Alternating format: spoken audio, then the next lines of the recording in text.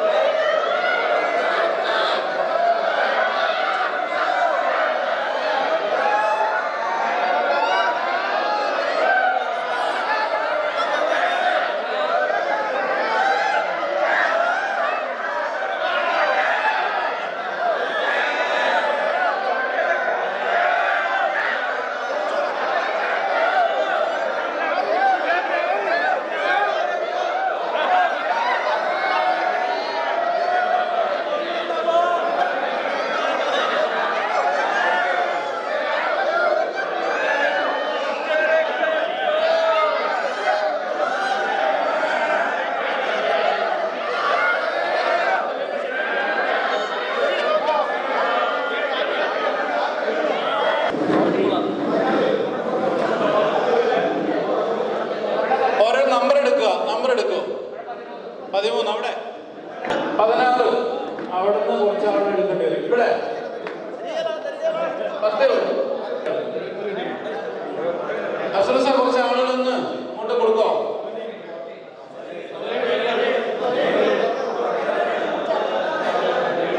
മാനസികമായിട്ട് സെറ്റ് ആകരുത് കേട്ടോ. മാനസികമായിട്ട് സെറ്റ് ആക്കി ഏറ്റവും ബുദ്ധിമുട്ട് വരും.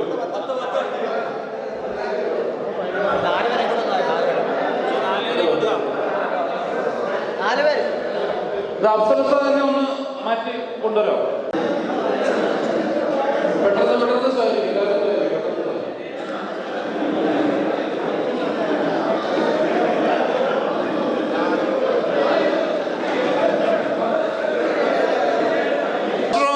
സ്ക്രീൻ ശ്രദ്ധിക്കുക. ഡിസ്കഷൻ ആൻഡ് പ്രസന്റേഷൻ ആണ് ഫസ്റ്റ് പ്രോഗ്രാം.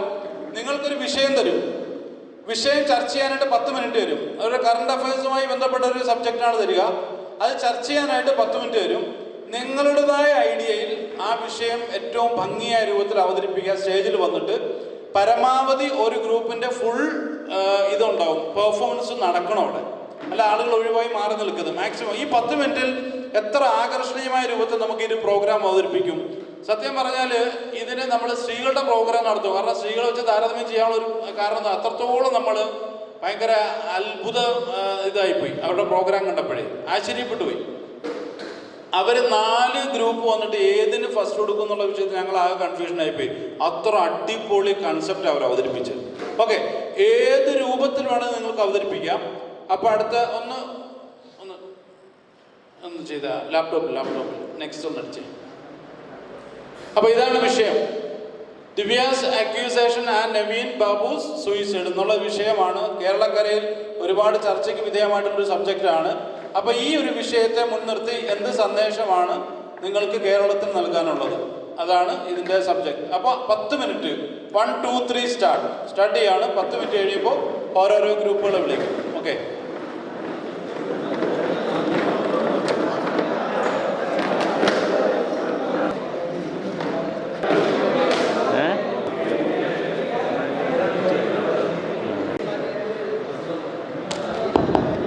ഓക്കെ, അനുവദിച്ചിരിക്കുന്ന സമയം കഴിഞ്ഞു.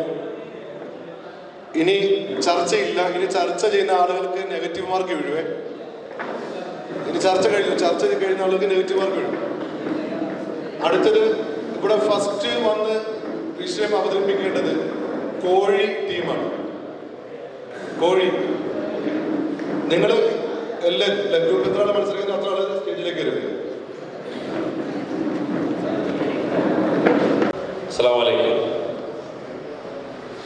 നമ്മൾ ഈ ഒരു വിഷയം ഇപ്പം കേരളക്കരയാകെ വലിയ ചർച്ചയാക്കി, ഒരു രാഷ്ട്രീയ കോലാഹലമാക്കി. നമ്മുടെ കേരളത്തിൽ കഴിഞ്ഞ ഒക്ടോബർ മാസത്തിൽ നടന്ന ഒരു ദാരുണമായ സംഭവമാണ് ഈ നവീൻ ബാബുവിൻ്റെ ആത്മഹത്യയും അതിലേക്ക് പ്രേരിപ്പിച്ച പി ദിവ്യ എന്ന് പറഞ്ഞ കണ്ണൂർ മുൻ ജില്ലാ പഞ്ചായത്ത് പ്രസിഡൻ്റായ ഒരു സ്ത്രീയുടെ ഒരു ഇടപെടൽ. ഇത് കഴിഞ്ഞ ഒക്ടോബർ 15-ാം തീയതിയാണ് ഈ നവീൻ ബാബു എന്ന് പറയുന്ന ADM അദ്ദേഹം ട്രാൻസ്ഫർ ആവുന്ന സമയത്ത് കളക്ട്രേറ്റിൽ വിളിച്ച് ചേർത്ത ആ ഒരു യാത്രയപ്പിൽ നടന്ന ഒരു ദാരുണമായ ഒരു സംഭവം. ഇതിൽ ക്ഷണിക്കപ്പെടാതെ വന്ന മുൻ കണ്ണൂർ ജില്ലാ പഞ്ചായത്ത് പ്രസിഡന്റ് അവരുടെ ഭാഗത്തു നിന്നും യാത്രയപ്പിൻ്റെ അവസാന സമയം ഒരു ആരോപണം, അഴിമതി ആരോപണം ഉന്നയിച്ചു. അതിന് മനം തന്നാണ് ഈ നവീൻ ബാബു എന്ന് പറയുന്ന ADM ആത്മഹത്യ ചെയ്തത്.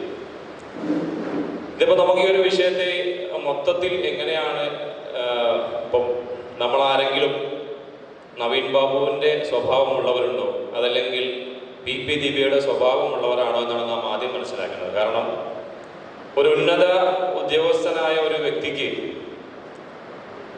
ഒരു ഭരണകർത്താവിൽ നിന്നും കേട്ട ഒരു ചെറിയ പ്രശ്നമാണ് ഒരു അഴിമതി ആരോപണം. എന്നാൽ നമ്മൾ മൊത്തത്തിൽ മനസ്സിലാക്കേണ്ടത് ഈ ഒരു പി ദിവ്യ എന്ന് പറയുന്നവർ ആ സംസാര ശൈലി, ആ സമയത്ത് നവീൻ ബാബുവിൻ്റെ ആ ഒരു മുഖഭാവമൊക്കെ നമ്മളെല്ലാം സോഷ്യൽ മീഡിയയിലൂടെ വാർത്തയിലൂടെയൊക്കെ കണ്ടതാണ്. ഇവിടെ മൊത്തത്തിൽ നമ്മൾ മനസ്സിലാക്കേണ്ടത് ഒരു മനുഷ്യനെതിരെ ആരോപണം ഉന്നയിക്കുക എന്ന് പറഞ്ഞാൽ അതിൻ്റെ കേസും കാര്യങ്ങളൊക്കെ ഇപ്പോൾ നടന്നുകൊണ്ടിരിക്കുകയാണ്. ആരോപണം ഉന്നയിക്കുമ്പോൾ ആ ഒരു ആരോപണം എത്രത്തോളം സത്യമുള്ളതാണ് എന്ന് ആദ്യം നമ്മൾ മനസ്സിലാക്കണം. അതോടൊപ്പം തന്നെ അത്തരം പ്രശ്നങ്ങളുണ്ടെങ്കിൽ അത് ഒരു പൊതു ഇടത്ത് വെച്ച് ഒരാളെ കുറ്റപ്പെടുത്തുന്ന രീതിയിലാക്കരുത്. രണ്ട്, ഒരു ഉദ്യോഗസ്ഥൻ എന്ന നിലയിൽ നവീൻ ബാബുവിൻ്റെ ഭാഗത്തുണ്ടായ ഒരു വീഴ്ച ഒരിക്കലും അദ്ദേഹം ഒരു ആരോപണം കേൾക്കും. കാരണം ഉന്നത സ്ഥാനത്തിരിക്കുന്ന വ്യക്തികളൊക്കെയും ആരോപണങ്ങൾ കേൾക്കാൻ തയ്യാറാകണം. ആരോപണങ്ങൾ, ഏതുതരം ആരോപണങ്ങൾ വന്നാലും അതിനെ മാനസികമായി ഒരു സ്പോർട്സ്മാൻ സ്പിരിറ്റിൽ കൈകാര്യം ചെയ്യാനുള്ള ഒരു പക്വത ഉണ്ടായിരിക്കണം. അതല്ലാതെ ഒരു നഴ്സറി സ്കൂളിൽ പഠിക്കുന്ന കുട്ടിയേക്കാൾ താഴ്ന്ന അവസ്ഥയിലേക്കാണ് അദ്ദേഹം മാറിയെന്നാണ് അദ്ദേഹത്തിൻ്റെ ഈ ആത്മഹത്യ നമുക്ക് നൽകുന്ന നിർദ്ദേശം. കാരണം വലിയ വിദ്യാഭ്യാസമുള്ള ആളാണ്, വലിയ ഉന്നതമായ ഒരു സ്ഥാനത്തിരിക്കുന്ന ഒരാൾ ഒരു ഭരണകർത്താവ് പറഞ്ഞതിൻ്റെ പേരിൽ ആത്മഹത്യ ചെയ്യുമ്പോൾ എത്രത്തോളം ബലഹീനനായ ഒരു മനസ്സിന്റെ ഉടമയാണ് അദ്ദേഹം. അത് ശരിക്കും അപ്പോൾ ആ ഒരു ജോലിക്ക് പ്രാപ്തനല്ല എന്നാണ് നമ്മൾ തെളിയിച്ചുകൊണ്ടിരിക്കുന്നത്. മനസ്സിലായി? ഒരു ആത്മഹത്യ ചെയ്യാൻ ഒന്ന് പറഞ്ഞ് രണ്ടാമത് ആത്മഹത്യ ചെയ്യാൻ പോകുമ്പോൾ വലിയ ബലഹീനനായ ഒരു മനസ്സിന്റെ ഉടമ അദ്ദേഹം എങ്ങനെയാണ് ADM ആയതെന്നുള്ളതാണ് അദ്ദേഹം ആത്മഹത്യ ചെയ്തപ്പോൾ ഞങ്ങൾക്ക് ആലോചനയിൽ വന്നത്. അപ്പോൾ ആത്മഹത്യ ഒന്നിനും ഒരു പരിഹാരമല്ലാന്ന് നമ്മൾ ധാരാളം കേട്ടിട്ടുണ്ടെങ്കിലും ഇത്തരം സന്ദർഭങ്ങൾ വരുമ്പോൾ നമ്മൾ ഓരോരുത്തരും ഏതൊരു നിലപാടാണ് എടുക്കേണ്ടത്. ഇപ്പം കേരളത്തിൽ 3 കോടിയിലധികം മനുഷ്യരുണ്ട്. അവരൊക്കെയും ഈ ഒരു സ്വഭാവമാണ്, ഈ ഒരു നിലപാടാണ് സ്വീകരിക്കുന്നതെങ്കിൽ കേരളത്തിൽ മനുഷ്യരൊക്കെയും സ്വയം ആത്മഹത്യ ചെയ്ത് മനുഷ്യരില്ലാത്തൊരവസ്ഥയിലേക്ക് വരും. ഇവിടെയൊക്കെയാണ് മാനസികപരമായി എത്രത്തോളം ഒരു പ്രതിരോധം, ഒരു വിൽ പവർ ഒരാൾക്ക് വേണമെന്നുള്ളതാണ് നമ്മൾ ഓരോരുത്തരും മനസ്സിലാക്കേണ്ടത്. എന്തെങ്കിലുമൊക്കെ ആരോപണങ്ങൾ ഉന്നയിക്കുന്ന ആ ആരോപണത്തിന്റെ കഴമ്പ് എത്രയാണ്, അതിന്റെ സത്യാവസ്ഥ എന്താണ്? ഇത് വ്യാജ ആരോപണമാണ് ഉന്നയിച്ചിരിക്കുന്നതെന്നാണ് ഏറ്റവും അവസാനം നമുക്ക് കിട്ടിയ വാർത്തകൾ മനസ്സിലാക്കി തരുന്നത്. അതൊരു ഇത്തരം വാർത്തകൾ കേൾക്കുമ്പോൾ ഉന്നത ഉദ്യോഗസ്ഥരായ ഒരു മനുഷ്യൻ ഒരിക്കലും ചാടിക്കറി ആത്മഹത്യ ചെയ്യരുത്. ഇതിൽ നമുക്ക് മനസ്സിലാക്കാൻ പറ്റുന്ന, ഇപ്പോൾ അറിയാം, ഒരു മനുഷ്യനെ നേർവഴിയിലേക്ക് നയിക്കുന്ന ഒരു ദൈവിക ഗ്രന്ഥമാണ് വിശുദ്ധ ഖുർആൻ. അപ്പോൾ ഒരു മനുഷ്യനിൽ ഉണ്ടാകാൻ പാടില്ലാത്ത രണ്ട് കാര്യങ്ങളാണ് ഇവിടെ സംഭവിച്ചിരിക്കുന്നത്. ഒന്ന്, ആരോപണം ഉന്നയിക്കുക. ആരോപണം എന്ന് നമുക്കറിയാം, ഒരു ഊഹത്തിൽ നിന്നുമാണ് ആരോപണം, ഒരു വ്യാജ ആരോപണം. ഊഹം എന്ന് പറയുന്നത് വിശുദ്ധ ഖുർആൻ ഏറ്റവും കണിശമായി വിരോധിച്ചിരിക്കുന്ന, റസൂലുള്ളാഹി സ്വല്ലല്ലാഹു അലൈഹി വസല്ലം പറയുന്ന കളവുകളിൽ ഏറ്റവും വലിയ കളവാണ് ഊഹം എന്ന് പറയുന്നത്. നിങ്ങൾ ഊഹത്തെ പിന്തുടരുത് എന്ന് ഹദീസിലൂടെ ഇമാം ബുഖാരി റഹ്മത്തുള്ളാഹി ഉദ്ധരിക്കുന്ന ഹദീസിലൂടെ പറയുന്നുണ്ട്. അതുപോലെ തന്നെ ദീനുൽ ഇസ്ലാം ഖുർആനിലൂടെ 7 വൻപാപങ്ങളിൽ ഒരു പാപമായി പ്രഖ്യാപിച്ചിട്ടുള്ളതാണ് ആത്മഹത്യ എന്ന് പറയുന്നത്. അപ്പൊ രണ്ടു പേരും ചെയ്തിരിക്കുന്നത് ഒരു മുസ്ലിമിന്റെ കാഴ്ചപ്പാടിൽ വലിയ 2 ഗുരുതരമായ തെറ്റുകളാണ്. വൈലുല്ലിക്കുല്ലി ഹുമസത്തിൽ ഹുമസ, സൂറത്തുൽ ഹുമസയുടെ തുടക്കം പറയുന്നുണ്ട്, കുത്തുവാക്ക് പറയുന്നവനും ആക്ഷേപിക്കുന്നവനും സർവനാശം എന്ന് പറഞ്ഞിട്ടുണ്ട്. എങ്കിൽ ഈ PP ദിവ്യ നടത്തിയത് 100% ഹുമസയിലും ലുമസയിലും അധിഷ്ഠിതമായിട്ടുള്ള ഒരു വർത്തമാനമാണ്. ഹുമസയും ലുമസയും തമ്മിലുള്ള 2 അറബി വാക്കുകൾ നമ്മൾ എടുത്തു നോക്കുകയാണെങ്കിൽ, ഹുമസ എന്ന് പറഞ്ഞാൽ എന്തെങ്കിലും വാക്കിലൂടെയും ലുമസ എന്ന് പറഞ്ഞാൽ എന്തെങ്കിലും പ്രവൃത്തി ചേഷ്ടയിലൂടെയും അപമാനിക്കുന്നതാണ്.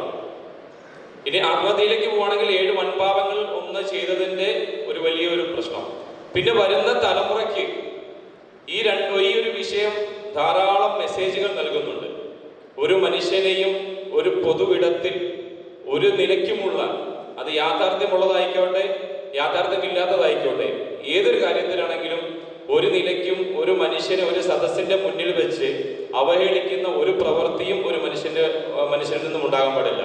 മറ്റൊന്ന്, ഏതൊരു പ്രത്യാക്രമണം ഉണ്ടായാലും സ്വന്തം ജീവിതം നശിപ്പിക്കുന്ന ഒരു പ്രവൃത്തിയിലേക്ക് പോകും. കാരണം നമ്മൾ ഓരോരുത്തരും അത്തരം സന്ദർഭങ്ങൾ വരുമ്പോൾ അതിന്റെ സത്യാവസ്ഥ തെളിയിക്കുക എന്നുള്ളത് നമ്മുടെ ബാധ്യതയാണ് എന്നുള്ള ഒരു ഉറച്ച തീരുമാനം നാം എടുക്കുകയാണെങ്കിൽ ആത്മഹത്യ പോലെയുള്ള മോശം പ്രവണതയും അതുപോലെ തന്നെ ഈ ഒരു മനുഷ്യനെ ആക്ഷേപിക്കുന്ന, കുത്തുവാക്ക് പറയുന്ന ഈ ഒരു മോശം പ്രവണത നമ്മൾ ഇല്ലാതാകും.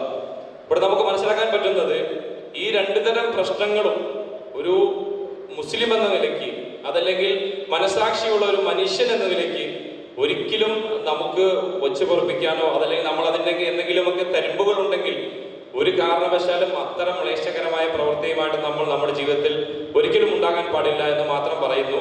അതുപോലെ തന്നെ ഇത്തരം ദാരുണമായ സംഭവങ്ങൾ നമ്മുടെ നാട്ടിൽ ഇനി ഒരു മനുഷ്യനും, നമ്മളും നമ്മുടെ വേണ്ടപ്പെട്ടവർ ആരൊക്കെ ഉണ്ടോ അവരെ ആരും ഇത്തരം ഒരു ദാരുണമായ സംഭവം ഉണ്ടാകരുത്. കാരണം കണ്ണൂർ ജില്ലാ പഞ്ചായത്ത് പ്രസിഡന്റ് എന്ന് പറയുന്ന ഉന്നത പദവിയിലിരുന്നവർ ഈ ഒരൊറ്റ വിഷയത്തിന്റെ പേരിൽ മലയാളികൾ ഒന്നടങ്കം എതിർത്ത്, ഓരോ വീട്ടമ്മമാരുടെ സംസാരം കേൾക്കാം. ഒരു വാർത്താ ചാനൽ കേട്ടതാണ്, ഒരു കുറ്റിച്ചൂലുണ്ടെങ്കിൽ ഞങ്ങൾ അവർക്ക് പോയി ഞങ്ങൾ അവരെ അടിച്ചോളാം. എന്നിട്ട് വലിയ ഉന്നത സ്ഥാനത്തിരുന്നവർ ഇപ്പോൾ 14 ദിവസത്തെ ജയിൽവാസത്തിന് ശേഷം അവരുടെ എല്ലാം എന്തോ ഒരു ഭരണത്തിൻ്റെയൊക്കെ ഒരു സപ്പോർട്ടോടു കൂടി അവർ ജാമ്യത്തിൽ ഇറങ്ങിയിരിക്കുകയാണ്. ഇവിടെ നഷ്ടം വന്നിരിക്കുന്നത് അവരുടെ ഔദ്യോഗിക ജീവിതത്തിൽ വലിയ കളങ്കമാണ്. അവർ മരണപ്പെട്ടാലും അവരുടെ PP ദിവ്യ എന്ന പേര് ലോകത്ത് എത്ര കാലം നിൽക്കുന്നുണ്ടോ അപ്പോഴൊക്കെയും അവരുടെ പേരിനൊപ്പം ഈ ഒരു മോശം സന്ദേശമുണ്ടാകും. അതുപോലെ നവീൻ ബാബു എന്ന് പറഞ്ഞ കുടുംബം, അവർ ആത്മഹത്യയിലൂടെ 2 പെൺകുട്ടികൾക്ക് ഒരു പിതാവിനെ നഷ്ടപ്പെട്ടു, ഒരു ഭാര്യയ്ക്ക് ഭർത്താവ് വിധവയായ ഒരു അവസ്ഥയിലേക്ക് വന്നു, സഹോദരങ്ങൾക്കൊക്കെ ഒരു ജ്യേഷ്ഠനെ നഷ്ടപ്പെട്ടു. അതിന്റെ പൊതുസമൂഹത്തിൽ നോക്കുകയാണെങ്കിൽ വലിയ നഷ്ടമാണ്. എങ്കിലും ഓരോ മനുഷ്യനെ, ജീവിച്ചിരിക്കുന്ന മനുഷ്യനെ സംബന്ധിച്ചിടത്തോളം വലിയൊരു സന്ദേശമാണ് ഈ ഒരു കണ്ണൂർ ADM-ഉം അതുപോലെ കണ്ണൂർ ജില്ലാ പഞ്ചായത്ത് പ്രസിഡന്റും തമ്മിലുള്ള ഒരു വിഷയം. ഇത്തരം വിഷയങ്ങളിൽ നമ്മളൊക്കെയും ഇത്തരം പ്രശ്നങ്ങളൊക്കെ ഉണ്ടാകുകയാണെങ്കിൽ ഏറ്റവും നല്ല നിലയിൽ ഒരു മനോധൈര്യത്തോടു കൂടി മറ്റുള്ളവർക്ക് ബുദ്ധിമുട്ടുണ്ടാകാത്ത രീതിയിലുള്ള ഒരു ജീവിത ശൈലി മെച്ചപ്പെടുത്തണമെന്നാണ് ഉണർത്താനുള്ളത്. ഇത്തരം പറയുന്നു. അസ്സലാമു അലൈക്കും.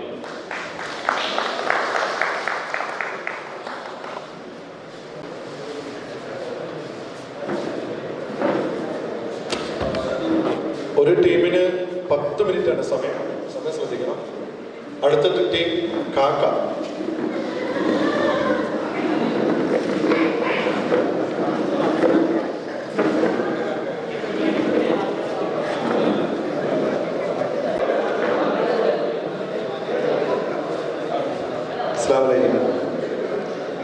ഞങ്ങളുടെ ടീമിൻ്റെ കരുത്തനായ സാരഥി, പള്ളി മെമ്പറുകളെ സ്വന്തം പടവുകൾ താണ്ടി ഇൽമിൻ്റെ മേഖലയിൽ കഴിവ് തെളിയിച്ച നമ്മുടെ സാലി സാഹിബാണ്.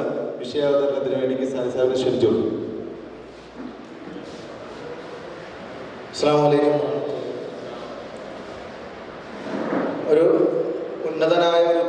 സഹോദരൻ്റെ ആത്മഹത്യയായിട്ട് ബന്ധപ്പെട്ട് അതിൽ നമുക്ക് സമൂഹത്തിന് എന്ത് സന്ദേശം നൽകാമെന്നുള്ള വിഷയത്തിലാണ് നമ്മുടെ ചർച്ച നടക്കുന്നത്. ഒന്നാമത് ആദ്യമേ സൂചിപ്പിച്ചതുപോലെ തന്നെ പരസ്യമായി ഒരു സദസ്സിൽ വെച്ച് ഒരാളെ ആക്ഷേപിക്കും. ആ ആക്ഷേപം കേൾക്കുന്ന ഉടനെ തന്നെ ഉന്നതനായ ഒരു ഭരണാധികാരി, ആ ഭരണാധികാരിയുടെ ഏറ്റവും വലിയ പ്രത്യേകത എന്ന് പറയുന്നത് 2018 കേരളത്തെ നടുക്കിയ വലിയൊരു പ്രളയം ഉണ്ടായപ്പോൾ കയ്യും മെയ്യും മറന്ന് ഏറ്റവും നല്ല നിലയിൽ അവിടെ വേണ്ട പ്രവർത്തനങ്ങളൊക്കെ നടത്തിയ ഒരു ജനങ്ങളുടെയൊക്കെ ശ്രദ്ധ പിടിച്ചു പറ്റിയ ഒരാളാണ്. അപ്പോൾ അയാൾ ഒരാളുടെ ആക്ഷേപം കേൾക്കുമ്പോൾ അതിനെ ഒന്ന് അതിജീവിക്കാനോ തൻ്റെ ഭാഗത്തുള്ള നിരപരാധിത്വം തെളിയിക്കാനോ പോലും ശ്രമിക്കാതെ ആത്മഹത്യയിലേക്ക് പോവുക എന്ന് പറയുന്നത് ഒരു സമൂഹത്തെ പ്രതിനിധാനം ചെയ്യുന്ന ആളെന്ന നിലയിൽ സമൂഹത്തിന് നൽകുന്ന എന്ത് മെസ്സേജാണ് നമുക്ക് കാണാൻ കഴിയുക? ഒരു വ്യക്തിയെ സംബന്ധിച്ചിടത്തോളം പല നിലയ്ക്കുമുള്ള ആക്ഷേപങ്ങൾ നമ്മൾ നേരിടേണ്ടി വരും. ഏറ്റവും കൂടുതൽ ആക്ഷേപങ്ങൾ നേരിടേണ്ടി വരുന്ന ആളുകൾ എന്ന് പറയുന്നത് സമൂഹത്തിൽ ഏതെങ്കിലും നിലയിലും ഉയർന്നു വരുന്ന ആളുകളാണ്. സാധാരണക്കാരായി ജീവിക്കുന്ന ആളുകളെ സംബന്ധിച്ചിടത്തോളം പ്രത്യേകിച്ച് ആക്ഷേപങ്ങളൊന്നുമില്ല. പക്ഷെ ഒരു സമൂഹത്തെ നല്ല നിലയിൽ പ്രതിനിധാനം ചെയ്യുന്ന ആളുകൾക്ക് ഏത് നിലയ്ക്കും കൂടെ നിന്നോ അല്ലെങ്കിൽ പുറത്തു നിന്നോ ഒക്കെ പല നിലയ്ക്കുമുള്ള ആക്ഷേപങ്ങൾ വരും. പക്ഷെ ഇദ്ദേഹത്തിന്റെ ഭാഗത്താണ് ന്യായമെങ്കിൽ ആ ന്യായം അദ്ദേഹത്തിന് തെളിയിക്കാനുള്ള ധാരാളം അവസരങ്ങൾ ഉണ്ടായിരുന്നു. ഇതുകൂടാതെ കളക്ടറുടെ മുമ്പിൽ വെച്ചാണ് ഈ ഒരു ആക്ഷേപം നടക്കുന്നത്. അപ്പോൾ ഈ ആക്ഷേപം നടക്കുമ്പോൾ കളക്ടർ അതിനെതിരെ ഒന്ന് പ്രതികരിക്കുകയോ ഇത്തരം കാര്യങ്ങളിൽ താങ്കൾക്ക് എന്ത് പറയാനുണ്ട് എന്ന് ഇയാളോട് ചോദിക്കുകയോ ചെയ്തിട്ടില്ല. അതുപോലെ തന്നെ ഈ ഒരു പ്രോഗ്രാം നടന്നതിന് ശേഷം ഇദ്ദേഹം അവിടെ നിന്ന് പിരിഞ്ഞ് വീട്ടിലേക്ക് പോകുന്ന സന്ദർഭത്തിൽ പോലും ഇയാൾക്ക് ഇങ്ങനെ ഒരു മാനസികമായുള്ള ഒരു പ്രശ്നം വന്നപ്പോൾ കൂടെ നിന്നൊന്ന് ആശ്വസിപ്പിക്കാനോ അല്ലെങ്കിൽ അതിനെന്തെങ്കിലും ഒരു പരിഹാരം നമുക്ക് കാണണ്ടേ എന്നൊക്കെ ചോദിക്കാനോ ഒരു സുഹൃത്തുക്കളോ അല്ലെങ്കിൽ വേണ്ടപ്പെട്ട ആരും ഇല്ല.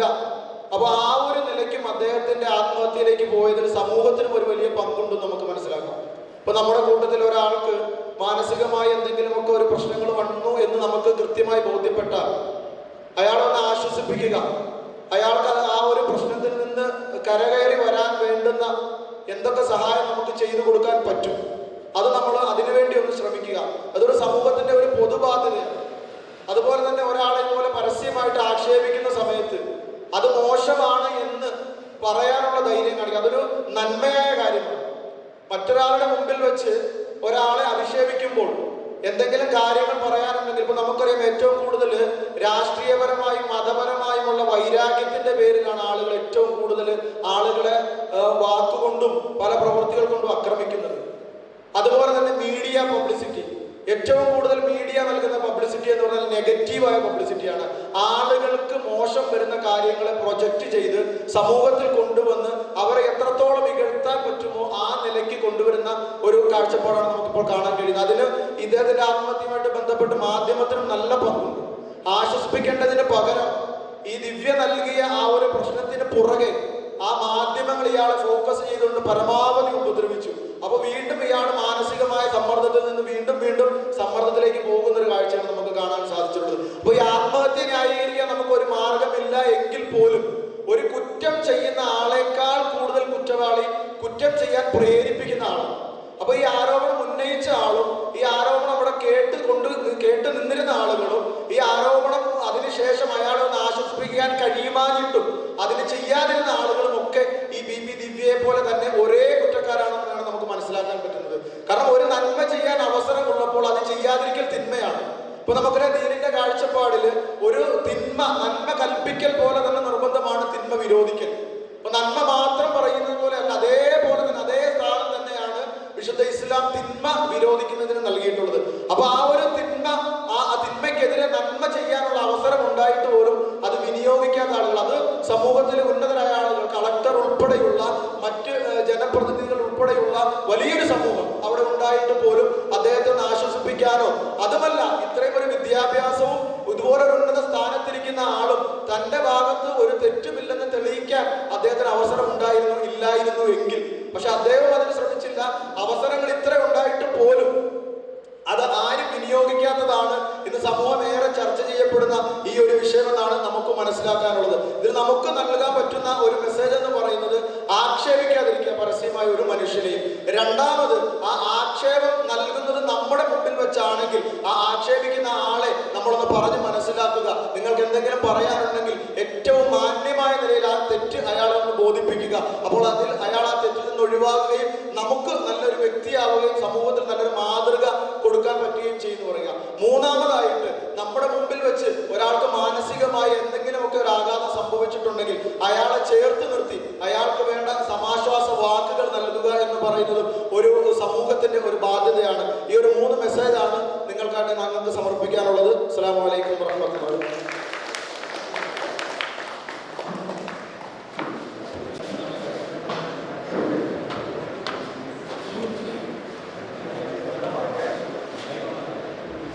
അസ്സലാമു അലൈക്കും വറഹ്മത്തുള്ളാഹി.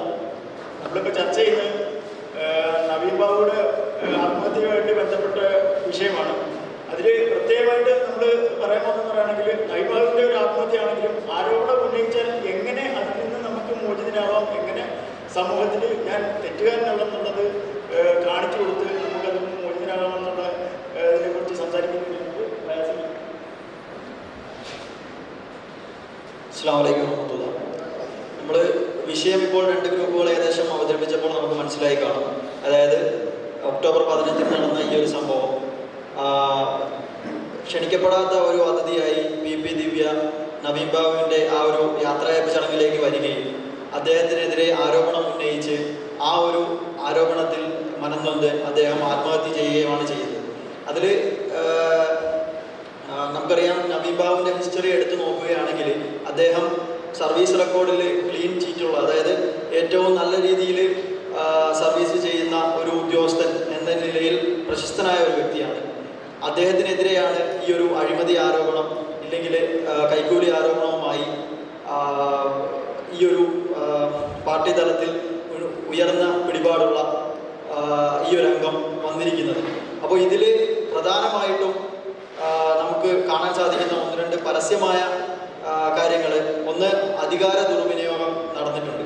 കാരണം എന്തെന്ന് വെച്ചാൽ തൻ്റെ അധികാരത്തിന് കീഴിലുള്ള അല്ലെങ്കിൽ തൻ്റെ ബന്ധുവിന് കിട്ടേണ്ട ആ ഒരു പമ്പിൻ്റെ ലൈസൻസിൻ്റെ പേരിലാണ് ഈ ഒരു വിഷയം സംഭവിക്കുന്നത്. അപ്പോൾ തനിക്ക് അധികാരമുണ്ടായിട്ടും തൻ്റെ ബന്ധുവിന് ആ ഒരു ലൈസൻസ് അനുവദിച്ചു കൊടുക്കുന്നതിൽ ഇദ്ദേഹം വീഴ്ച വരുത്തി എന്നുള്ള ഗുരുതരമായ ഒരു ആരോപണമാണ്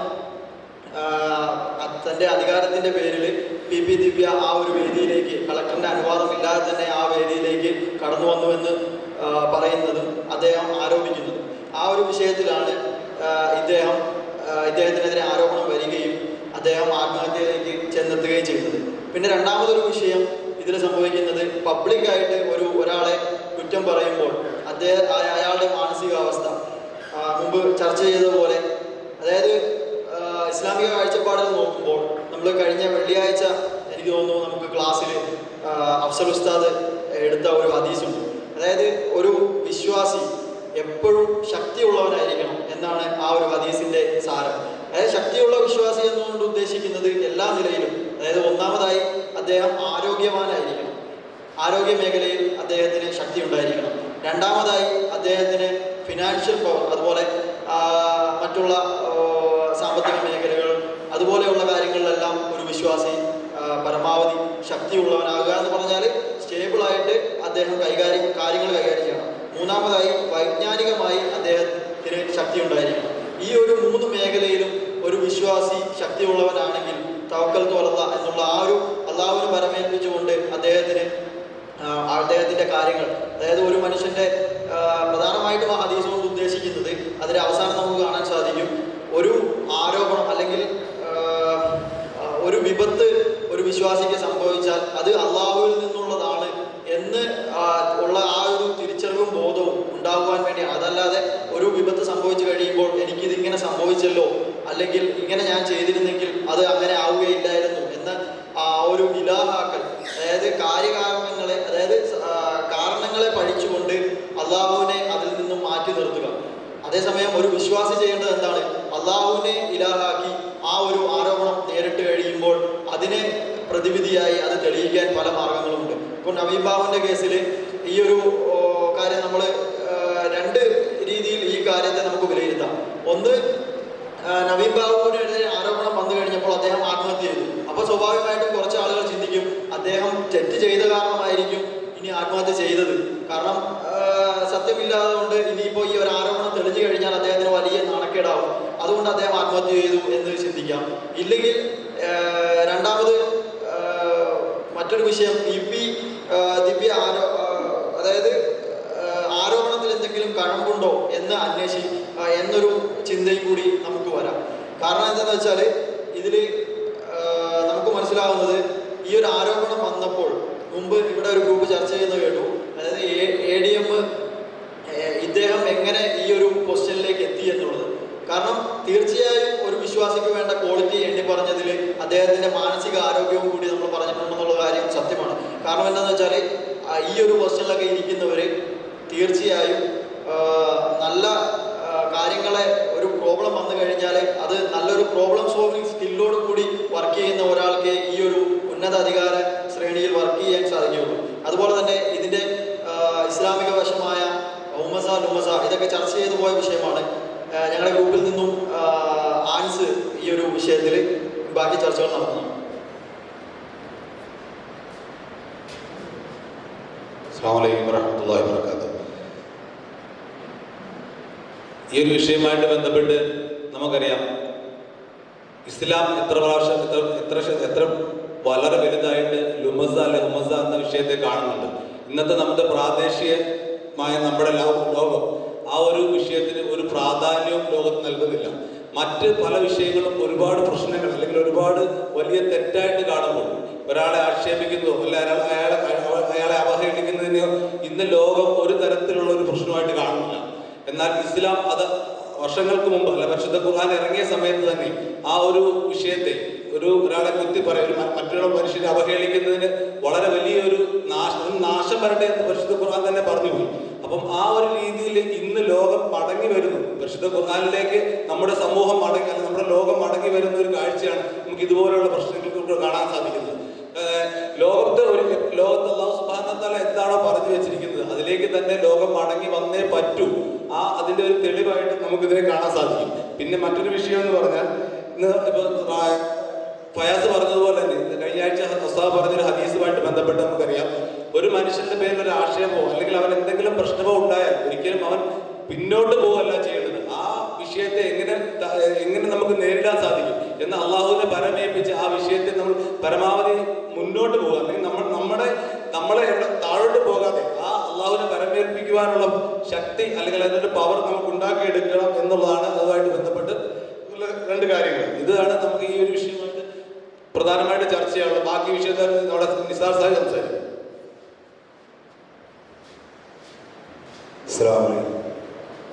ഇനിയിപ്പോൾ സമയം കഴിഞ്ഞോ എന്നുള്ള അറിയില്ല. അപ്പം നമുക്ക് ഹദീസിൽ നിന്നും വിശുദ്ധ ഖുർആനിൽ നിന്നുമൊക്കെ നമുക്ക് മനസ്സിലാകുന്ന ഒരു കാര്യമുണ്ട്, ഒരു മനുഷ്യൻ്റെ നാവിനെ സൂക്ഷിക്കുക എന്നുള്ളത്. കാരണം നബി സല്ലല്ലാഹു അലൈഹി വസല്ലം പറഞ്ഞ ഹദീസ് തന്നെയുണ്ട്, നാവും കയ്യിൽ നിന്നും നിന്റെ അയൽവാസി എത്ര സുരക്ഷിതനാകുന്നോ അവനാണ് വിശ്വാസി എന്ന് പറഞ്ഞ ഹദീസുണ്ട്. അപ്പോൾ ഒന്നിച്ച് ജോലി ചെയ്യുകയും കൂടെ ഇരിക്കുകയും ഒരേ മേഖലയിൽ പ്രവർത്തിക്കുകയും ചെയ്യുന്നവർ പരസ്പരം നാവ് കൊണ്ട് തന്നെ മറ്റേ ആളെ ഇകഴ്ത്തുമ്പോൾ അയാളെ മാനസികമായി പ്രയാസപ്പെടുത്തുമ്പോൾ ഉണ്ടാകുന്ന ഒരു ബുദ്ധിമുട്ടാണ് ഈ കേരളക്കരയാകെ ഇന്ന് ചർച്ച ചെയ്തുകൊണ്ടിരിക്കുന്ന നവീൻ ബാബുവിന്റെ പ്രശ്നം. അപ്പോൾ നാവിന് നമ്മൾ എല്ലാ മേഖലകളിലും നമുക്ക് മനസ്സിലാകട്ടെ, നമ്മൾ നാവിനെ സൂക്ഷിക്കണം. ഒരാളെ നമ്മൾ ഹരാസ് ചെയ്യുമ്പോൾ, ഒരാളെ ഇകഴ്ത്തി സംസാരിക്കുമ്പോൾ, അതാണ് വലിയ ഹുമസത്തിൽ ഹുമസി എന്ന അധ്യായം നമുക്ക് മുന്നോട്ട് വയ്ക്കുന്നത്. അപ്പൊ ഇത്തരം കാര്യങ്ങളെ നമ്മൾ സൂക്ഷിച്ച് തന്നെ നമ്മൾ ഈ പൊതു മേഖലയിൽ പ്രവർത്തിക്കുമ്പോൾ അല്ലെങ്കിൽ ലോകത്ത് ജീവിക്കുമ്പോൾ നമ്മൾ ഒരു വിശ്വാസി എന്ന നിലയിൽ നമ്മളിത് നേടിയെടുക്കേണ്ടത് ഇങ്ങനെ നാവ് കൊണ്ട് മറ്റുള്ളവരെ വേദനിപ്പിക്കുന്ന ഒരു കാര്യത്തിൽ നിന്നും നമ്മൾ സൂക്ഷിക്കേണ്ടതുണ്ട്. അതുപോലെ എല്ലാ മേഖലകളിലും ഈ കാര്യം നമുക്ക് ഒരു പാഠമായി നമ്മൾ കൊണ്ടുപോകണം എന്ന് അറിയിച്ചുകൊണ്ട് ഞങ്ങൾ നിർത്തുന്നു. അസ്സലാമു അലൈക്കും വറഹ്മത്തുള്ളാഹി. അടുത്തത് ഏവരും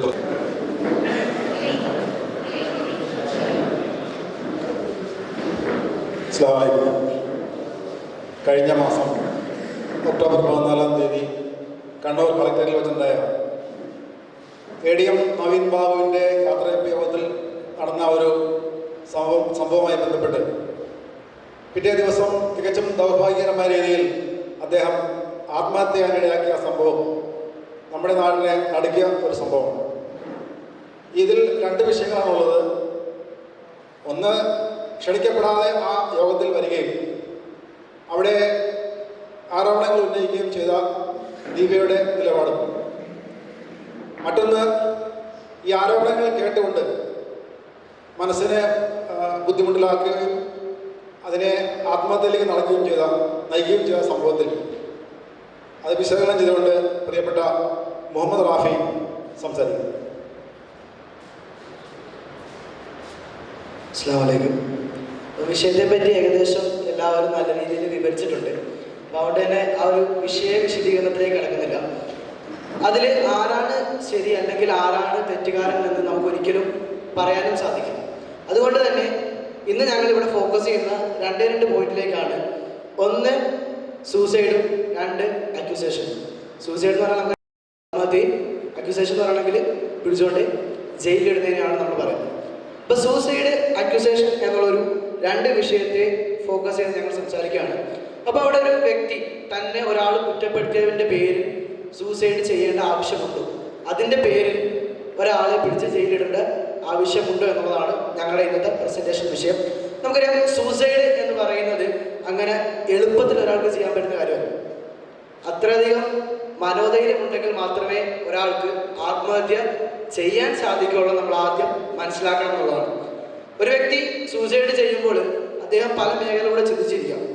ആ ഒരു വ്യക്തിയെ സംബന്ധിച്ചിടത്തോളം അദ്ദേഹം തൻ്റെ കരിയറിൻ്റെ ഏറ്റവും എൻഡിൽ നിന്നപ്പോഴാണ് ഇങ്ങനെ ഒരു പ്രശ്നം അദ്ദേഹത്തിൻ്റെ ഉന്നയിക്കുന്നത്. അതായത് തൻ്റെ ജനനം മുതൽ ആ ഒരു ടൈം വരെ അദ്ദേഹം ഉണ്ടാക്കിയെടുത്ത ഐഡൻറ്റിറ്റി, അദ്ദേഹത്തിൻ്റെ ഡിഗ്നിറ്റി എല്ലാം എന്താണ്, ഫാമിലി എല്ലാം ഒരൊറ്റ നിമിഷം കൊണ്ട് ഇല്ലാതായ ഒരു പോയിന്റാണ്. അതായത് ഒരാൾ ഉന്നയിച്ച ഒരു വാക്കിൻ്റെ പേരിൽ മറ്റൊരാൾക്ക് ഇല്ലാതായത് അവർ അത്രയും വർഷം കൊണ്ട് ഉണ്ടാക്കിയെടുത്ത എല്ലാ അന്തസ്സും അതുപോലെ തന്നെ ഫാമിലിയും അദ്ദേഹത്തിൻ്റെ കരിയറിൽ ഏറ്റവും ടോപ്പായിട്ടുള്ളൊരു റെപ്യൂട്ടേഷനാണ് ഒരൊറ്റ ഇതുകൊണ്ടൊരു മീറ്റിംഗ് കൊണ്ട് അദ്ദേഹത്തിന് ഇല്ലാതായത്. അപ്പോൾ ആ ഒരു പോയിന്റ് ഓഫ് വ്യൂവിൽ അദ്ദേഹം തിരിച്ച് വീട്ടിൽ വന്ന് കയറുമ്പോൾ അദ്ദേഹത്തിൻ്റെ എന്താണ് കരിയർ എന്നുള്ളത് ഒരു അറ്റർ ഫ്ലോപ്പായിട്ട് നിൽക്കുകയാണ്. അതായത് ഇത്ര കാലം താൻ ഒരു ബിഗ് സീറോ ആയി പോയെന്നുള്ള ആ ഒരൊറ്റ സെൻസ് ഓഫ് തോട്ടിൽ നിന്നായിരിക്കാം സൂസൈഡ് എന്നുള്ള ഒരു കോൺസെപ്റ്റ് അദ്ദേഹത്തിലേക്ക് വന്നതെന്നുള്ളത്. സോ ഒരിക്കലും എന്താണ് അദ്ദേഹത്തെ നമുക്കൊരു പരിധിയിൽ കൂടുതൽ കുറ്റം പറയാൻ സാധിക്കില്ല എന്നുള്ളതാണ്. സൂസൈഡ് ചെയ്യണമെങ്കിൽ അത്രത്തോളം ധൈര്യം വേണം. രണ്ടാമത്തെ കാര്യം, ആ ഒരു വ്യക്തി പൂർണ്ണമായിട്ടും ഇല്ലാതായി എന്നുള്ളൊരു ചിന്തയിൽ നിന്നാണ് അദ്ദേഹം എന്ത് ചെയ്യുന്നത്, സൂസൈഡ് ചെയ്യുന്നുള്ളത്. അപ്പം ഇതിൻ്റെ പേരിൽ ഒരാളെ അക്യൂസ് ചെയ്യണം എന്നതാണ് നമ്മുടെ രണ്ടാമത്തെ ടോപ്പിക്ക്. അതായത് നമുക്കറിയാം, അവിടെ ആ ഒരു സ്ത്രീ ഇല്ലാതാക്കിയിരിക്കുന്നത് ഒരു മനുഷ്യനെയാണ്. അതായത് ജീവനോടെ കൊന്നില്ല എന്ന് പറയാം. അതായത് ജീവിച്ചിരിക്കുന്ന ഒരു ശവമാക്കി ഒരു മനുഷ്യനെ മാറ്റിയിരിക്കുന്നു. അതായത് നമുക്ക് ഇന്ത്യൻ ലോ തന്നെ നമ്മൾ ജൂറിസ്ഡിക്ഷൻ എടുത്ത് നോക്കുമ്പോൾ പറയാം, ഒരാളുടെ മനസ്സിനോ ശരീരത്തിനോ അല്ലെങ്കിൽ ഏത് രീതിയിലും ഒരാളെ ഹാം ചെയ്യുവാണെങ്കിൽ അതെന്താണ്, ഒരു കുറ്റകൃത്യമായിട്ട് തന്നെ കണക്കാക്കാൻ സാധിക്കും. അപ്പോൾ ആ ഒരു രീതിയിൽ നോക്കുമ്പോൾ ഒരു വ്യക്തിയെ എന്താണ് പൂർണ്ണമായിട്ടും ഒരു അടിസ്ഥാനമില്ലാത്ത രീതിയിൽ തന്നെ എന്താണ് പൂർണ്ണമായിട്ടും അദ്ദേഹത്തെ അവഹേളിച്ചുകൊണ്ട് ആ ഒരു വ്യക്തിയുടെ അത്ര നാളത്തെ കരിയറിനെ തന്നെ ഇല്ലാതാക്കി കളഞ്ഞതിൻ്റെ പേരിൽ എന്ത് ചെയ്യാം, ആ ഒരു സ്ത്രീയെ അക്യൂസ് ചെയ്യുന്നത് യാതൊരു വിധത്തിലും പ്രശ്നമല്ല എന്ന് നമുക്ക് കാണാൻ സാധിക്കും എന്നുള്ളതാണ്. അപ്പം ഇവിടെ നമ്മൾ മനസ്സിലാക്കേണ്ട കാര്യം, ഹൗ ഹുമസ ആൻഡ് ലുമസ അഫക്റ്റ് എ പേഴ്സൺ. ഒരു വ്യക്തിയെ സംബന്ധിച്ചിടത്തോളം എങ്ങനെയാണ് ഒരു ഹുമസയും ഒരു ലുമസയും ഒരു വ്യക്തിയിൽ അഫക്റ്റ് ബാധിക്കുന്നത് എന്നുള്ളത്. അതായത് ജസ്റ്റ് ഒരു ആരോപണം മതി നമുക്കൊരു വ്യക്തി ഇല്ലാതാക്കാൻ. വാളെടുത്ത് യുദ്ധം ചെയ്യുകയോ തോക്കെടുത്ത് വെടിവെക്കേണ്ട ആവശ്യമില്ല. നമ്മളുടെ നാവാണ് ഏറ്റവും വലിയ ആയുധം എന്നുള്ളത്. ഒരു നാവ് കൊണ്ട് എന്ത് ചെയ്യാം, നമുക്ക് എന്ത് വേണമെങ്കിലും ഇല്ലാതാക്കാം. ഇവിടെ പോയി നമുക്ക് ഒരാളുടെ കുറ്റം പറഞ്ഞുകൊണ്ട് അപ്പുറത്ത് പോയി അയാളുടെ നല്ലത് പറഞ്ഞുകൊണ്ട് എന്ത് ചെയ്യാം, രണ്ടുപേരെ തമ്മിൽ തല്ലിപ്പിക്കാം. അതായത് പലപ്പോഴും എന്താണ്, നാവുകളാണ് പലയിടത്തും പ്രശ്നമാക്കിക്കൊണ്ടിരിക്കുന്നത്. വർഷങ്ങളായിട്ട് നമ്മൾ കണ്ടുവരുന്നതാണ്, പലയിടത്തും നാവ് തന്നെയാണ് പ്രശ്നക്കാരെന്നുള്ളത്. അപ്പം നമ്മുടെ നാവ് എങ്ങനെ മറ്റൊരാളുടെ ജീവിതത്തെ മോശമായിട്ടോ അല്ലെങ്കിൽ നല്ലതായിട്ടോ ബാധിക്കുന്നതെന്ന് നമുക്ക് ഈ ഒരു വിഷയത്തിൽ നിന്നും മനസ്സിലാക്കാൻ സാധിക്കും. അതുകൊണ്ട് തന്നെ ഈ ഒരു അതായത് ഈ ഒരു അക്യൂസ് ചെയ്തത് തീർച്ചയായിട്ടും ശരിയാണെന്ന് തന്നെയാണ് ഞങ്ങളുടെ ടീമിൽ ഞങ്ങൾക്ക് പറയാൻ സാധിക്കുന്നത്. ഒരു വ്യക്തിയെ തന്നെ പൂർണ്ണമായിട്ടും ഇല്ലാതാക്കിയതിൻ്റെ പേരിലാണ്, ഒരു വ്യക്തിയെ ഇല്ലാതാക്കിയതിൻ്റെ പേരിലാണ് ആ ഒരു സ്ത്രീയെ അക്യൂസ് ചെയ്തത്. അതായത് ഒരു സ്ത്രീ അല്ലെങ്കിൽ ഏതൊരാളുമാകട്ടെ ഒരു പേഴ്സണലായിട്ട് നമുക്കൊരു ഹാർംഫുൾ ഉണ്ടാക്കുകയാണെങ്കിൽ അയാളെ അക്യൂസ് ചെയ്യുന്നതിൽ തെറ്റില്ല എന്നുള്ളതാണ്. അപ്പം ഇവിടെ നമ്മൾ രണ്ട് കാര്യങ്ങൾ കണ്ടു. എന്താണ്, ഒരാൾ അക്യൂസ് ചെയ്യപ്പെട്ടു, ഒരാൾ സൂസൈഡ് ചെയ്യപ്പെട്ടു. അപ്പം ഇതിനെ രണ്ടിനെയും ഞങ്ങൾ കോർഡിനേറ്റ് ചെയ്യുന്നത് വിദ്യാഭ്യാസവുമായിട്ടാണ്, എഡ്യൂക്കേഷൻ. അതായത് നമുക്കറിയാം എന്താണ് ഒരു എഡ്യൂക്കേഷൻ. എഡ്യൂക്കേഷൻ ഡെഫിനിഷൻ നമുക്ക് പറയാം. എഡ്യു അല്ലെങ്കിൽ എഡ്യൂക്കേറ്റ്, എഡ്യൂക്കെയർ, അങ്ങനത്തെ പല വാക്കുകളിൽ നിന്ന് ഡെവലപ്പ് ചെയ്ത് വന്ന ഒരു വാക്കാണ് എഡ്യൂക്കേഷൻ എന്നുള്ളത്. എഡ്യൂസിയർ, എഡ്യൂക്കെയർ, എഡ്യൂക്കേറ്റ് എന്നുള്ള 3-4 പദങ്ങൾ ഡെവലപ്പ് ചെയ്ത് എഡ്യൂക്കേഷൻ എന്നുള്ള ഒരു പദം വന്നു. അതിന്റെ പദം അതിന്റെ അർത്ഥം വാക്കർത്ഥം വേണമെങ്കിൽ to bring up, to nourish, അതായത് ഒരാളിൽ വളമിടുക, ആ ആളെ വളർത്തിയെടുക്കുക, അല്ലെങ്കിൽ ബ്രിങ് ഫോർത്ത് എന്നുള്ള പല അർത്ഥങ്ങൾ കൂടിയ ഒരു വാക്കാണ് എഡ്യൂക്കേഷൻ എന്നുള്ളത്. എന്നാൽ ഈ രണ്ട് വ്യക്തികളും എന്താണ്, ഒരു എഡ്യൂക്കേറ്റഡ് ആയിട്ടുള്ള ആളുകളാണ്. പലപ്പോഴും നമ്മുടെ ഇവിടെ കൂടിയിരിക്കുന്നതിലും വലിയ എഡ്യൂക്കേഷൻ ഉള്ള ആളുകളാണ് അവർ. പക്ഷെ അവരുടെ ആ ഒരു എഡ്യൂക്കേഷൻ കൃത്യമായി ഡെറിവേഷൻ ആണ്. അവിടെയാണ് ഇന്നത്തെ ഈ ഒരു ചർച്ചയുടെ ഏറ്റവും വലിയ പ്രസക്തി കിടക്കുന്നത്. അതായത് എത്രയോ ഉന്നത തലത്തിൽ വിദ്യാഭ്യാസം നേടിയിട്ടും അവരുടെ മെന്റൽ ഹെൽത്ത് എന്നുള്ളത് ഒരു ബിഗ് സീറോയാണ്. നമ്മുടെ കുട്ടികൾ അല്ലെങ്കിൽ നമ്മൾ നേടിയ വിദ്യാഭ്യാസം എന്ന് പറഞ്ഞാൽ പലപ്പോഴും ഒരു ബിഗ് സീറോയാണ്.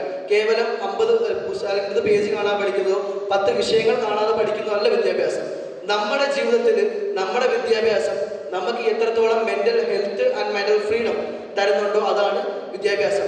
ഏതൊരു പ്രശ്നത്തെ നമുക്ക് അഭിമുഖീകരിക്കാൻ, അതൊരു പ്രോബ്ലം സോൾവിങ് സ്കിൽ, അതായത് ഏതൊരു പ്രശ്നത്തെ നമുക്ക് അഭിമുഖീകരിക്കാൻ സാധിക്കുന്നുണ്ടോ അതാണ് വിദ്യാഭ്യാസം.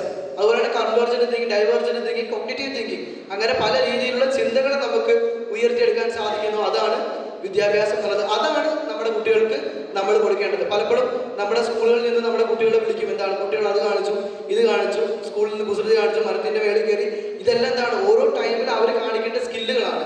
അപ്പോൾ ആ ഒരു സ്കില്ലുകൾ എന്ത് ചെയ്യണം, നമ്മുടെ ടീച്ചർമാർക്ക് മനസ്സിലായില്ലെങ്കിലും മാതാപിതാക്കളായ നമ്മൾ ഉൾക്കൊള്ളണം എന്നുള്ളതാണ്. ഇത് അവരുടെ സ്കില്ലാണ്, ആ രീതിയിൽ അതിനെ മനസ്സിലാക്കുക. അപ്പോൾ എഡ്യൂക്കേഷൻ എന്നുള്ളത് just not a study material, it's for overall development of a child, man and soul. ഒരാളുടെ, ഒരു കുട്ടിയുടെ, ഒരു മനുഷ്യന്റെ അല്ലെങ്കിൽ ഒരു വ്യക്തിത്വത്തിന്റെ അല്ലെങ്കിൽ ഒരു സോൾ, ആത്മാവിന്റെ പൂർണ്ണമായ രൂപീകരണമാണ് വിദ്യാഭ്യാസം എന്നുള്ളത്. അതിന്റെ ഒരു കുറവ് മൂലമാണ് ഇന്ന് ഈ ലുമസൈൻ അല്ലെങ്കിൽ ഈ ഒരു അക്യൂസേഷൻ അല്ലെങ്കിൽ ഈ ഒരു സൂസൈഡിന് കാരണമായി തീരുന്നത്. So the major problem is അവർക്ക് കിട്ടിയ വിദ്യാഭ്യാസത്തിന്റെ ശരിയില്ലായ്മയാണ്. പിന്നീട് പറയാൻ ഞാൻ പോകുന്നത്, അതായത് നമുക്ക് അറിയാൻ ചെയ്യും പ്രവാചകൻ സല്ലല്ലാഹു അലൈഹി വസല്ലം ഒരു ഇൻസിഡന്റ് പറയാം. അതായത് ഒരു കാരക്കായിട്ട് ഒരു സാബി കയറി വരുന്നത് നമുക്കറിയാവുന്ന ഇൻസിഡന്റ് ആണ്. പ്രവാചകൻ അത് മറ്റുള്ളവർക്ക് കൊടുക്കാതെ എന്ത് ചെയ്തു, ഫുള്ള് കഴിച്ചെന്നുള്ളതാണ്. അപ്പം എന്ത് കിട്ടിയാലും ഷെയർ ചെയ്യുന്ന ഒരാളാണ് പ്രവാചകൻ സല്ലല്ലാഹു അലൈഹി വസല്ലം. പ്രവാചകൻ അപ്പം എന്ത് പറഞ്ഞു, പോയി കഴിഞ്ഞ സാബത്ത് പറഞ്ഞു ഇത് തരാതിരുന്നതിന്റെ കാരണം അത് കയ്പുള്ളതായതുകൊണ്ടാണ്. അപ്പൊ അദ്ദേഹത്തിന്റെ എത്രയോ നാളത്തെ കഷ്ടപ്പാടിന്റെ ഫലമായിട്ടാണ് കൊണ്ടേ കൊടുക്കുന്നത്. എന്നിട്ട് എന്ത് ചെയ്തു, പ്രവാചകൻ ആസ്വദിച്ച് കഴിച്ചിട്ട് സന്തോഷപരമായിട്ട് മറ്റൊരാളെ ഇറക്കി വിട്ടു എന്നുള്ളതാണ്. സോ നമ്മൾ അവിടെ മനസ്സിലാക്കേണ്ട ഒരു ഗുണപാഠം എന്നാണെങ്കിൽ നമ്മുടെ മുമ്പിലേക്ക് വരുന്ന എന്തും ഒരുപാട് കഷ്ടപ്പാടുകളാണ്. നിങ്ങൾ ഫാമിലിയിലേക്ക് പോകുകയാണെങ്കിൽ നിങ്ങളുടെ മുമ്പിൽ വരുന്ന ചോറും കറിയല്ലതാണ് ഒരുപാട് കഷ്ടപ്പാടുകളുടേതാണ്. ഇപ്പൊ എല്ലാം എന്താണ് അതിൻ്റെതായ കഷ്ടപ്പാടുള്ള കാര്യമാണ്. അപ്പൊ സോ നമ്മുടെ മുമ്പിലേക്ക് വരുന്ന ഏതൊരു കാര്യത്തെയും നമ്മൾ എന്ത് ചെയ്യണം, സ്നേഹത്തോടെ സ്വീകരിക്കണം എന്നുള്ളതാണ്. അപ്പൊ സ്നേഹത്തോടെ സന്തോഷത്തോടെ സ്വീകരിച്ചാൽ അവിടെ ഒരു ലവ്, അഫെക്ഷൻ, കെയർ ഡെവലപ്പ് ചെയ്യും. അങ്ങനെയുള്ള സ്ഥലങ്ങളിൽ ഒരിക്കലും ഒരു സൂസൈഡോ ഒരു അക്യൂസേഷൻ്റെയോ ആവശ്യം ഉണ്ടാകില്ല. അപ്പൊ 2 കാര്യങ്ങൾ നമുക്ക് ഇതിൽ നിന്ന് മനസ്സിലാക്കാം. ഒരാളെ എങ്ങനെ നമ്മൾ ഇതിൽ നിന്ന് തിരുത്തണം, ഒരാളെ എങ്ങനെയാണ് നമുക്ക് തിരുത്താൻ സാധിക്കുന്നത്. ഒരാളെ തിരുത്താൻ വേണ്ടിയാണ് ഒരു വെളിച്ചത്തിൽ നിന്ന് നമ്മൾ മൈക്കിൽ കൂടെ വിളിച്ച് പറയുന്നതല്ല, അദ്ദേഹത്തെ ചേർത്ത് നിർത്തി അദ്ദേഹത്തിന്റെ പ്രശ്നങ്ങൾ കാണിച്ചു കൊടുക്കുന്നതിലൂടെ നമുക്ക് ആ ഒരു വ്യക്തിയെ തിരുത്താൻ സാധിക്കുന്നുള്ളതാണ്. 2, ചേർത്ത് നിർത്താറുള്ളതാണ്. സ്നേഹം കൊണ്ട്, ഒരിക്കലും അടിച്ചുകൊണ്ടോ ശകാരിച്ചുകൊണ്ടോ കുറ്റപ്പെടുത്തിക്കൊണ്ടോ നമുക്ക് ആരെയും നന്നാക്കാൻ സാധിക്കില്ല. പ്രവാചകൻ സല്ലല്ലാഹു അലൈഹി വസല്ലം ഉപയോഗത്തിന്റെ ആദ്യത്തെ വർഷക്കാലങ്ങൾ എന്താണ്, രൂപീകരണത്തിന്റെ വർഷങ്ങളായിരുന്നു. അതായത് ഒരു വ്യക്തിയെ രൂപീകരിക്കുന്നത് സ്നേഹത്തിലൂടെയാണ്. സ്നേഹത്തിലൂടെ പ്രവാചകൻ വളർത്തിയെടുത്താണ് ഇസ്ലാം എന്നുള്ളത്. അപ്പൊ അവസാനമായിട്ട് ഒരു ചെറുകഥ പറഞ്ഞുകൊണ്ട് നിർത്താം. അതായത് നമ്മൾ നദി കണ്ടിട്ടുണ്ടല്ലേ, നദി ഇങ്ങനെ ഒഴുകിക്കൊണ്ടേയിരിക്കും. എന്താ സൈഡിൽ എന്ത് ചെയ്യും, കുട്ടികൾ കല്ലെറിഞ്ഞുകൊണ്ടേയിരിക്കും. നമ്മൾ കല്ലെറിയും, കുപ്പി എറിയും, വേസ്റ്റ് എറിയും, എന്തെല്ലാം എറിഞ്ഞാലും എന്താണ്, നദി വീണ്ടും ഒഴുകിക്കൊണ്ടേയിരിക്കും. നദി അതിൻ്റെ പാട്ടിന് പോകും. അപ്പം അതുപോലെ നമ്മുടെ ജീവിതത്തിൽ ഒരുപാട് ആളുകൾ ഇങ്ങനെ കല്ലെറിയാൻ വരും. നമ്മൾ എന്ത് ചെയ്യണം, അതിനെയൊക്കെ മറികടന്നുകൊണ്ട് നമ്മൾ ഒരു നദിയെ പോലെ എന്ത് ചെയ്യണം, മുന്നോട്ട്, പിറകോട്ടല്ല മുന്നോട്ട് ഒഴുകിക്കൊണ്ടേയിരിക്കണം. Kill them with your success, bury them with your smile. Thank you.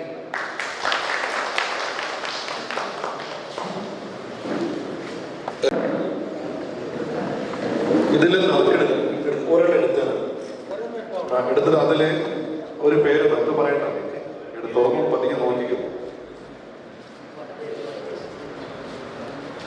ആർക്ക് കിട്ടാനുള്ളത്? ഒരാളുണ്ടല്ലോ. ആരാണത്? ഓക്കെ, അപ്പൊ അതിനകത്തൊരു ജീവി പേരില്ല. അപ്പൊ നിങ്ങൾ ആ ജീവിയുടെ ശബ്ദം ഇടുക, നിങ്ങളെ ഇടുക. അവർക്ക് തിരിച്ചറിയണമല്ലോ.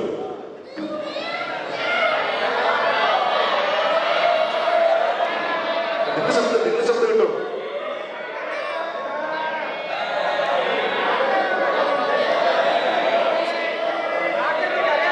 ബഹുമാനായ സമീർ എഴുന്നേറ്റ് സമീറും ഒപ്പം തന്നെ നമ്മുടെ SRK രക്ഷിതാക്കായി ക്ലിന്റ് പലസ് രക്ഷിതാക്കായി. ഒന്നും ആയില്ല, പറഞ്ഞു കഴിഞ്ഞിട്ട് അടിക്കും. പേര് കേൾക്കുമ്പോഴേ അടിക്കുകയാണ്. ഇതില് ഒരു വലിയൊരു രസം എന്ന് പറഞ്ഞാല് നമ്മുടെ ബഹുമാനപ്പെട്ട രക്ഷിതാക്കളുടെ മോൻ റമീസ് സമീറിന്റെ മകള് സഹദിയ കല്യാണം ഏകദേശമൊക്കെ ഉറപ്പിച്ചു.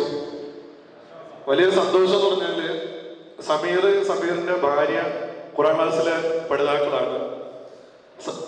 സമീറിന്റെ 2 പെൺമക്കള് സാദിയയും അല്ലെ പേര് സഫായും ഡിബേറ്റ് സ്റ്റുഡൻസ് വിംഗിൽ അംഗങ്ങളാണ്. ഒപ്പം തന്നെ രക്ഷിതാക്ക ഖുറാൻ ക്ലാസ് അംഗം റമീസും ഖുറാൻ ക്ലാസ്സിലെ അംഗമാണ്. ഒരു ഖുറാനിക ബന്ധം അതാണ് ശരിക്കും നടക്കുന്നത്. രണ്ടാളുകളെ കുറിച്ച് അന്വേഷിച്ചപ്പോൾ ഞാൻ കുറച്ച് കള്ളം പറഞ്ഞിരുന്നു. റമീസ് നല്ലതാണെന്ന് സമീറിനോടും പറഞ്ഞു, സമീർ നല്ലതാണെന്ന് റമീസിന് വാപ്പാട്ടെ പറഞ്ഞു. എന്തെങ്കിലും ഉണ്ടെങ്കിൽ പിന്നെ തീർത്തോളൂ. 100% പറഞ്ഞേക്കുന്നത്. ഒരു കാര്യത്തിൽ ഉറപ്പ് പറയുന്നത്, അള്ളാഹുവിന്റെ കലാമിന്റെ പേരിൽ നിങ്ങൾ ഇഷ്ടപ്പെട്ടിട്ടുണ്ട്. അതായത് രണ്ടുപേരും ക്വാളിറ്റി പറഞ്ഞതാണ്. ഋഷാക്ക പറഞ്ഞ ക്വാളിറ്റി, സമീർ പറഞ്ഞതും ഖുറാന്റെ ആളുകളാണല്ലോ എന്നുള്ള വലിയൊരു ക്വാളിറ്റി പറഞ്ഞു. അള്ളാഹു തആല കബൂൽ ചെയ്യുമാറാവട്ടെ. ഈ ജീവിതത്തിൽ എനിക്ക് വല്ലാത്ത സന്തോഷം ഈ സമയത്ത് ഈ വിഷയം പറയാൻ വേണ്ടി. കാരണം നല്ലൊരു സദസ്സാണ്. നമ്മുടെ ഖുറാൻ പഠിതാക്കൾ എല്ലാവരും ഉള്ള സമയത്ത് ഒരു ബന്ധത്തിന്റെ ഏത് ഗ്രൂപ്പാണ്? എല്ലാ ഗ്രൂപ്പും. അമ്മായിപ്പനും ഭാവിയിലാവാനുള്ള വരുമാനം പൂച്ച ഗ്രൂപ്പിൽ അല്ലേ? അപ്പം വരുമാനം പൂച്ച സൗണ്ട് നല്ലത്. അമ്മായിപ്പനും അവരുണ്ട് ഇവിടെ. ഓക്കെ അല്ല? അപ്പൊ ഇൻഷാല്ലാഹ് എല്ലാവരും ആത്മാർത്ഥ ദുആ ചെയ്യും. ഹൈറാവട്ടെ, നല്ലൊരു ജീവിതം അടച്ചപ്പെടുത്ത അനുഗ്രഹിക്കുമാറാകട്ടെ. അവർക്ക് കുടുംബത്തിന് അല്ലാഹു തആല നല്ലൊരു സലാമത്തും സുഖം കൊടുത്ത് അനുഗ്രഹിക്കുകയും ചെയ്യുമാറാകട്ടെ. കാക്കാക്ക് ഓൾറെഡി സൗണ്ടാ. അടുത്ത ഇൻഷാല്ലാഹ് നമ്മൾ നേതാജി ഗുരുജി എന്നുള്ള ഗെയിമാണ്. അപ്പൊ ടീം സെറ്റ് ആയിക്കോട്ടെ. ഹലോ ഹലോ ഹലോ ഹലോ കുറച്ച്. അടുത്ത ഗെയിം നേതാജി ഗുരുജി ബാപ്പുജി. ഒരു ഗ്രൂപ്പിൽ നിന്നും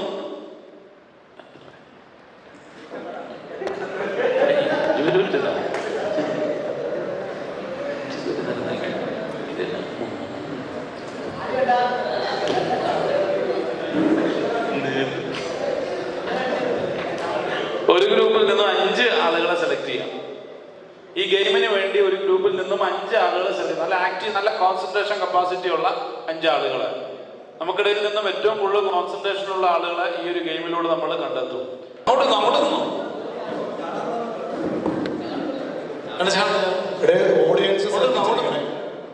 ഓക്കെ ആണോ? ഇങ്ങനെ പിടിച്ചോ, കുഴപ്പമില്ലോ, താഴത്തോട്ട് എടുത്തില്ലോ, ഉറപ്പല്ലേ? അപ്പൊ 3 ആക്ഷനാണ് കേട്ടോ. നിങ്ങളെ കൂടെ ശ്രദ്ധിക്കണേ, നിങ്ങളാണ് ജഡ്ജസ്മാർ. അതായത് നേതാജി എന്ന് പറയുമ്പോൾ ഇങ്ങനെ ആക്കുക, ഓക്കെ. ഗുരുജി എന്ന് പറയുമ്പോൾ ഇങ്ങനെ ആക്കുക, ബാപ്പുജി എന്ന് പറയുമ്പോൾ ഇങ്ങനെ ആക്കുക, ഓക്കെ. നിങ്ങൾക്ക് ഐഡിയ കിട്ടിയോ?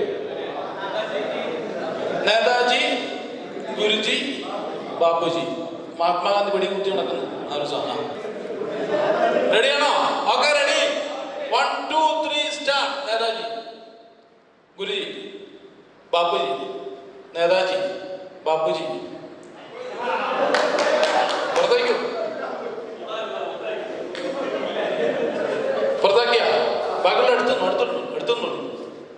Okay, ready, start. Netaji, Guruji, Bapuji, Netaji, Bapuji.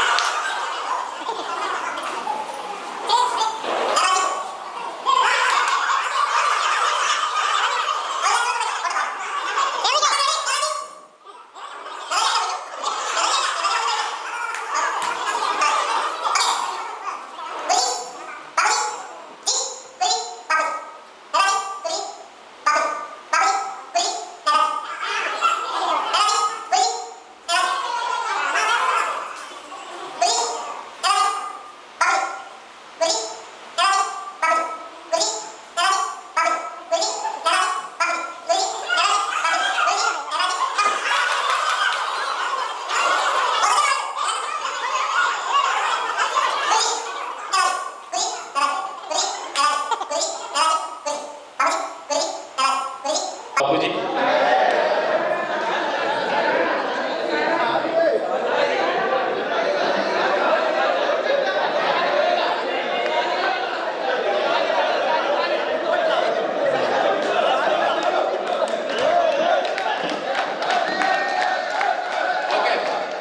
Group ശബ്ദം ഉണ്ടാക്കി പറ. ഗ്രൂപ്പ് അടിപൊളി, സൂപ്പർ. 3 ഗ്രൂപ്പുകൾ തമ്മിലുള്ള മത്സരം, ഭാഷയേറിയ മത്സരം. ഓക്കെ, ശബ്ദം ഉണ്ടാക്കല്ലേ. സൈലൻസ്. ബാപ്പുജി.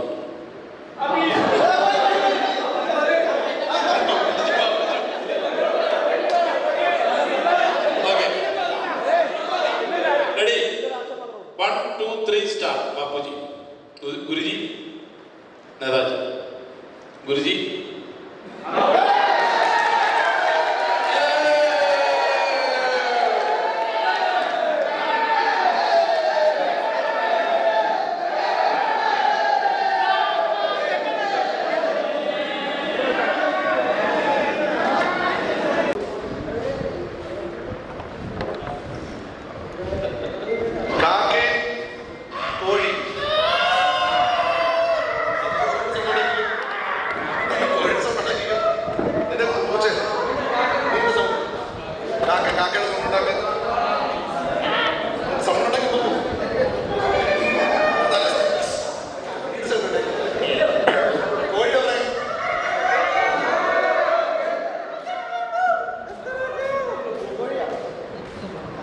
അടുത്തതായി ഒരു രസകരമായ ഒരു പ്രോഗ്രാമാണ്. നമ്മുടെ പ്രോഗ്രാമിന് ഇടയിൽ ഇടുന്ന ഒരു പ്രോഗ്രാമാണ്. നമ്മുടെ കൂട്ടത്തിലൊരു മെന്റലിസ്റ്റ് ഉണ്ട്. അപ്പോൾ അദ്ദേഹത്തിൻ്റെ മെന്റലിസം 1-2 ഇടയ്ക്കിടയ്ക്ക് ശാന്ത ഇടാമെന്ന് വിചാരിക്കുന്നു. അപ്പോൾ നമ്മുടെ സാദിഖ് ഭായിയാണ്. അദ്ദേഹത്തിന് നല്ലൊരു ക്ലാപ്പ് കൊടുത്തല്ലോ. അവർ ഡിവൈൻ ഖുർആൻ അക്കാദമിയുടെ ആദരണീയനായ മെന്റലിസ്റ്റാണ്. അപ്പോൾ അദ്ദേഹത്തിൻ്റെ ഒരു മെന്റലിസം പ്രോഗ്രാം അദ്ദേഹത്തെ വളരെ സ്നേഹത്തോട് ക്ഷണിക്കുകയാണ്.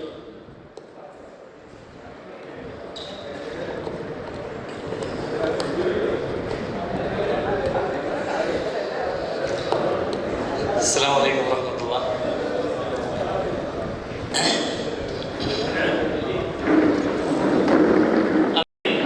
എനിക്ക് 2 പേർ വേണം. ഏതെങ്കിലും ഗ്രൂപ്പിൽ നിന്ന് ഓരോരുത്തരെ വീതം ഒന്ന് അറേഞ്ച് തരുമോ? നിങ്ങളത് ഇടിക്കിരി വിളിക്കാം. ഓക്കെ, ആ ഗ്രൂപ്പിൽ നിന്ന് ഒരാൾ.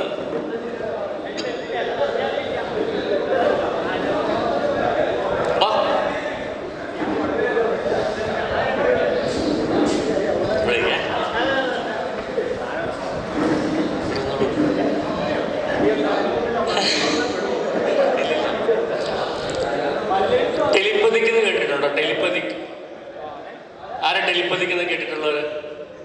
ഓക്കെ, അതൊരു ടെലിപ്പതിക്കിൻ്റെ വേറൊരു ഫോമാണ് ജസ്റ്റ് കാണിക്കാൻ പോണത്. അതായത് ഇവർ 2 പേരും കണ്ണടച്ചിരിക്കുകയാണ്.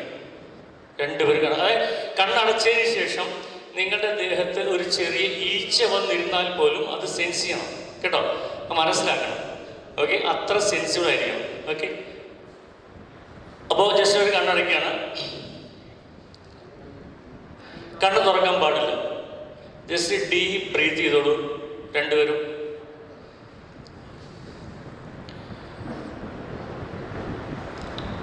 കണ്ണ് തുറക്കാനേ പാടില്ല. നിങ്ങൾ ഫ്രീ ആക്കുക മൈൻഡ് മാക്സിമം. ഓക്കെ,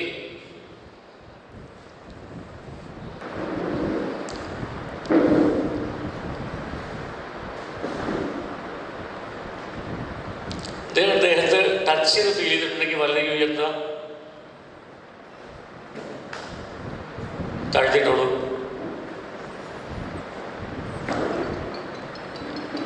എത്ര പ്രാവശ്യം ടച്ച് ചെയ്തിട്ടുണ്ടെന്ന് ജസ്റ്റ് വിരൽ നോക്കി കാണിക്കുക വലതുകൈ.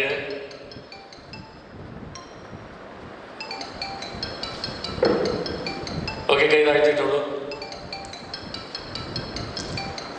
എവിടെയാണ് ടച്ച് ചെയ്തതെന്ന് ജസ്റ്റ് തൊട്ട് കാണിക്കാൻ പറ്റുമോ?